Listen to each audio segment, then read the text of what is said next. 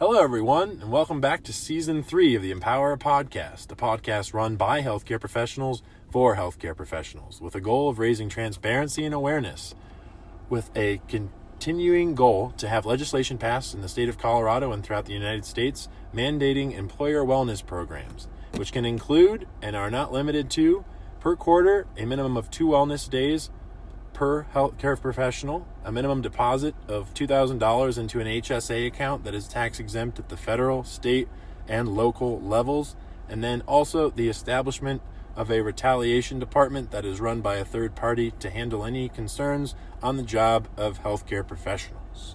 At Empower, we believe in the power of community, diversity, and inclusivity to create positive change and help improve society. Our podcast aims to amplify voices that often go unheard, featuring interviews with individuals and organizations who are making a difference in their community and beyond. Through thought-provoking conversations and inspiring stories, we strive to raise awareness and promote action towards a more equitable and sustainable healthcare realm throughout the world. Join us as we explore new perspectives, change assumptions, and challenge them potentially too, and work towards creating a brighter future for all. Do you know any healthcare professionals who would benefit to be on this podcast? If so, please invite them, especially if they're interested in employer-supported wellness programs. Our goal is to continue running this podcast with healthcare professionals at the helm, and we're always looking for new voices to help join the conversation. Even if your friends are just curious, have them email us at empower1@proton.me. It's the word empower, then the letter A as in alpha, 1@proton.me. Today, we have our guest, Athena. Hi, Athena. Hello. Welcome. And you're coming to us from where? I'm over here in Western Massachusetts by UMass College. Wow. Well, Air 5 from Colorado at this time. We encourage our listeners to share their experiences anonymously. If you'd prefer, again, there's that email. Again, we're also looking for volunteers if they'd like to assist with day-to-day functionings here on the Empower Podcast, because we are available on Spotify, Apple Music, YouTube, and your preferred platform of choice, because we're dedicating to providing up-to-date and accurate information to our listeners. So follow us, subscribe, hit that bell icon to stay informed and empowered in the ever-changing landscape of healthcare. So sit back, be yourself no matter what, and get ready to be empowered. All right, Athena. So this is a part of the actual show where we give a big thank you. Community thank you is what we're going to call it from now on, from Season 3 on, to all the members of not only the healthcare team, but those out in society that have made a real true difference. You know who you all are. You're number one. You may also not want us to recognize you. That makes it definitely you. Is there anybody you'd like to give a shout out to? Yeah, there's a female that works at the acupuncture clinic that I go to, and she owns it, and there's been several conversations we've had over the years. I've been seeing her over the past several years, since 2016, on and off, and I'll never forget the conversation we had one day where I went and saw her, and she's like, yeah, the craziest stuff happens in between when we see each other, and she just basically validated all of the things that I had been through since I had last seen her. But she's the one that endowed me with such wisdom that when she comes in the room for acupuncture, it's like, I don't know any other professional that is more put together or just excellent at what she does. And I almost don't like saying this about her because there's other professionals too that have really impacted my mental welfare. Right. Nothing wrong here. Wow. It might just be the overall environment, right? They must attract it, right? Something like that. Wow.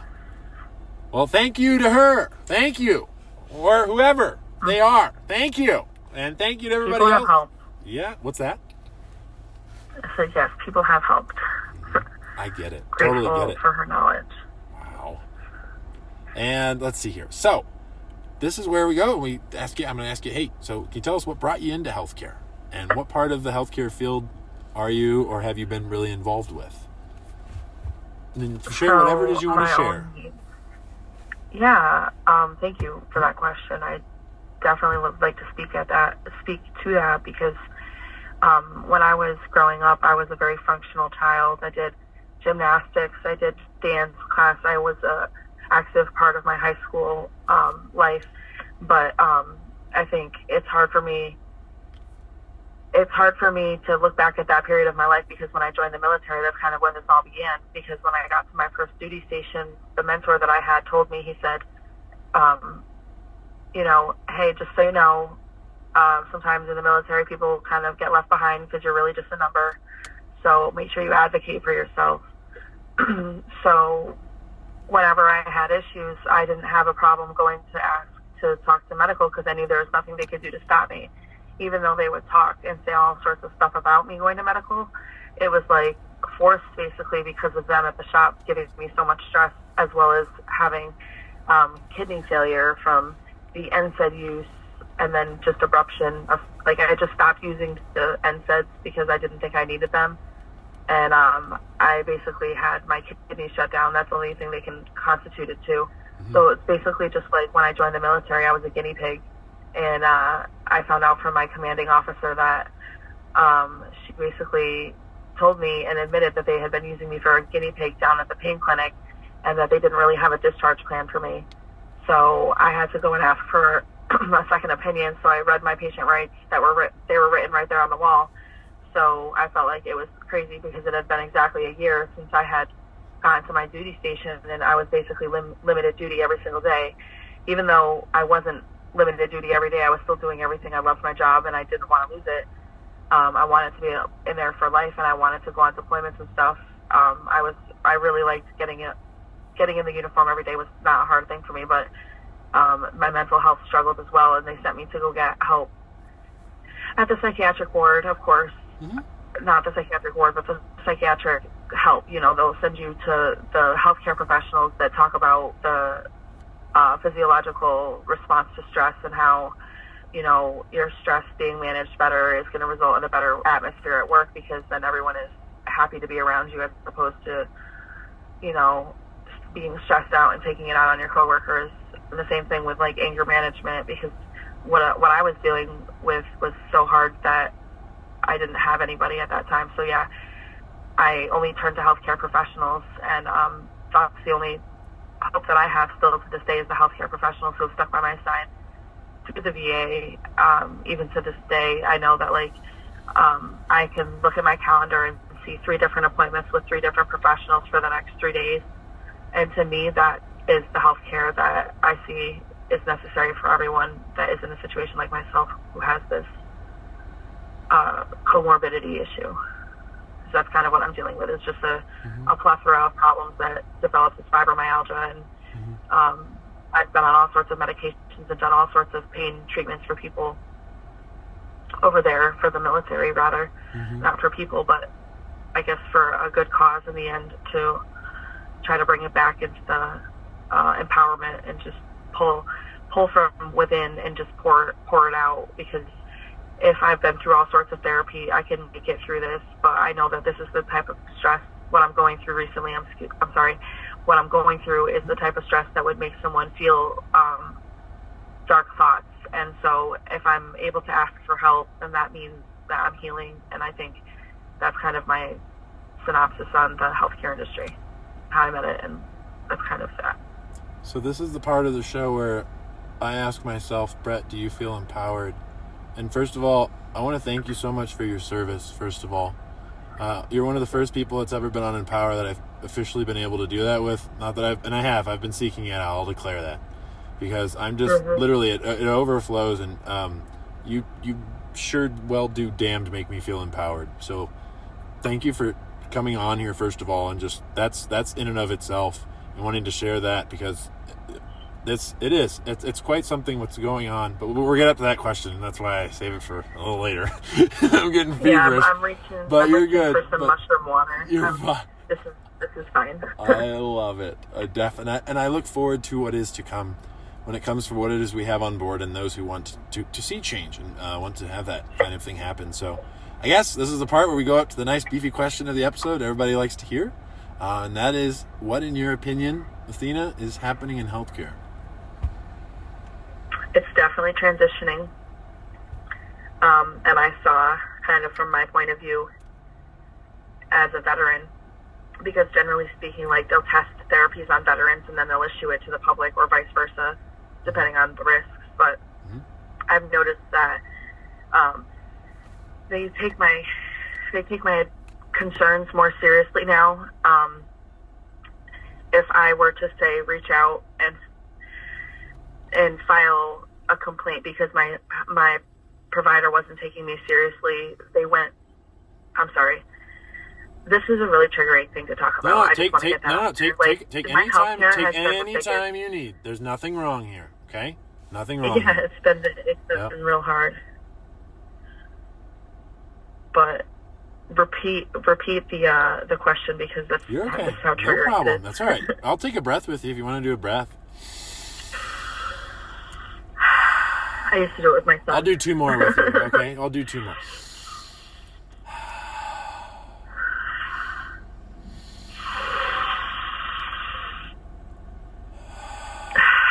And like I said, you share whatever it is you're comfortable to share. I'm not here to make anybody uncomfortable. There's already enough of that out in the world, so I'm not here to support that. And if I ever do, I'd love for my viewers or anybody else who's listening to call me on it.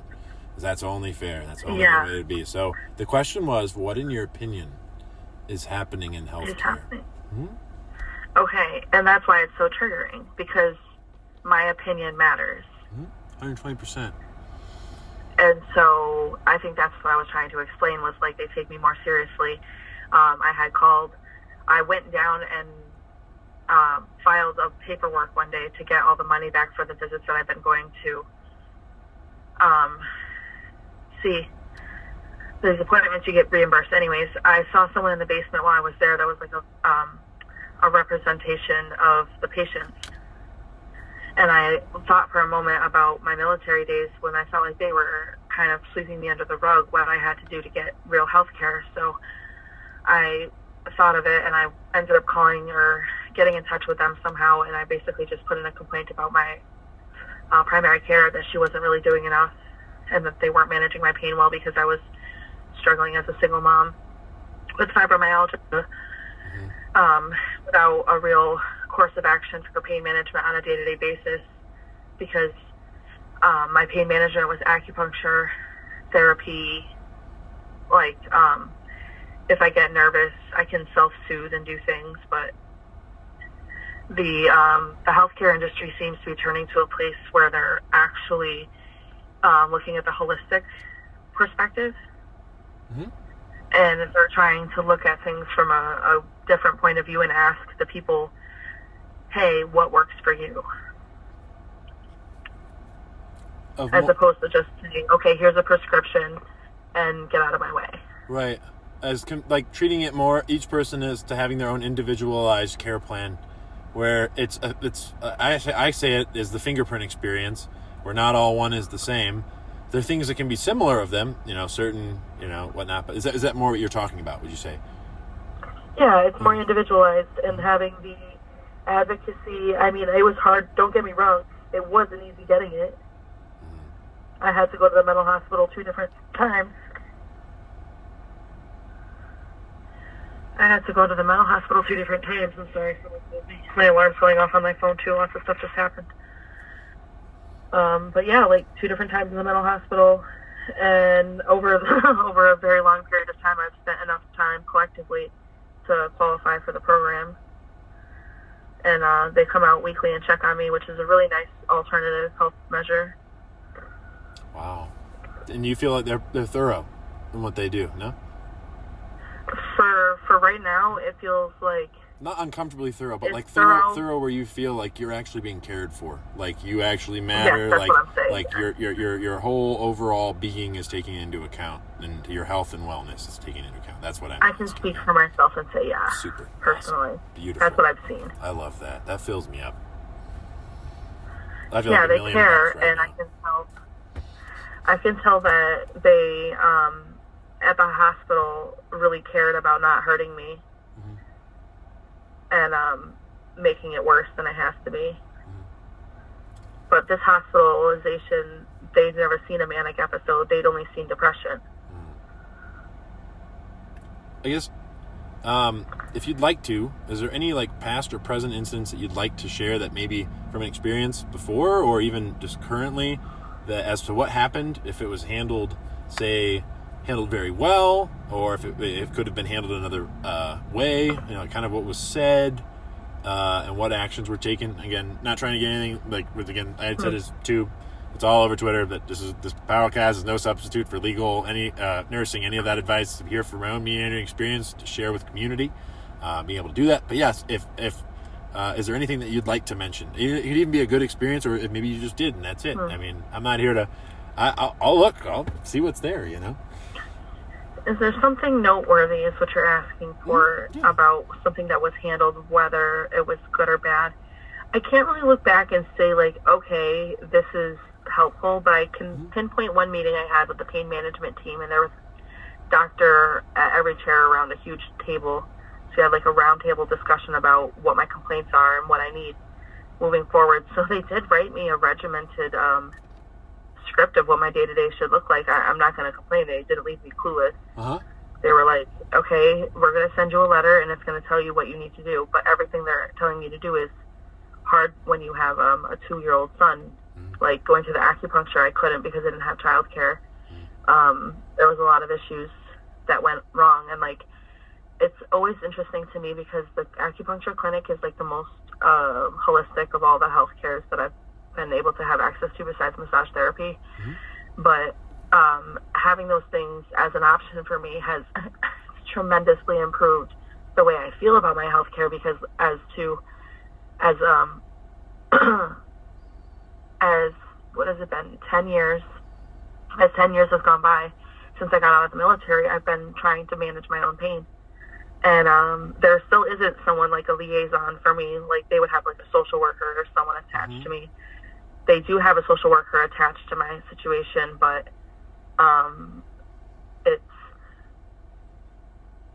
it's something that like it stood out to me that they had a whole round table discussion. Awesome. And you know what? They're calling me right now. Can I pause and I'll be right back? Yeah, sure. Go right ahead. They're calling, my MICM worker is calling me. Yeah, do what what you gotta do. So it's hard for me to come up with like a motivational quote to share with everyone. If I were to go Google it, there's a million of them. And it's just like, which one of these is going to feel right to me to kind of express and say, it doesn't matter how many times you get knocked down. It's about how you get up.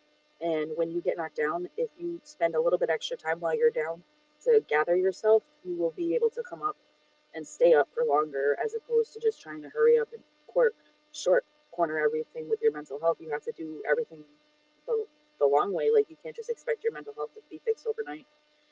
So it's like, is your future self going to be proud of what you've done today? Like, will you look back in a year from now and be happy and proud of what you've done?